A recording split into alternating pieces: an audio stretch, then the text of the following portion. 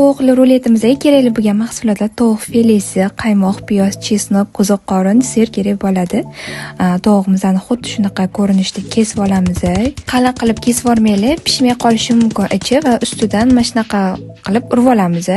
Tuz, murchlarini xohlagan ziravoriylardan sepsanglar bo'ladi. Orqa oldiga sepib chiqamiz va bir chetga olib qo'yamiz. Piyozimizni mayda to'rtburchak shaklda to'g'rab olib, chesnogimizni ham mayda qilib to'g'rab olamiz va ikkalasini yaxshilab yog'da qovurib olamiz.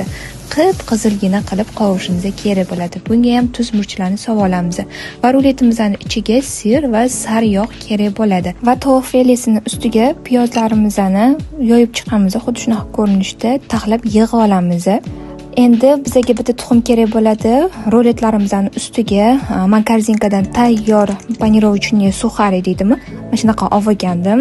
Endi xohishingizga qarab ishlatasizlar. Past olovda qovurib olamiz.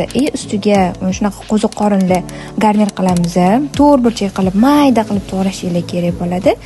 Qaymoq solib olasizlar. Unga ham tuz, murchli solasizlar. Va ozginagina yarim piyola suv solasizlar. Tayini pasaytirib, past olovda qaynatasizlar.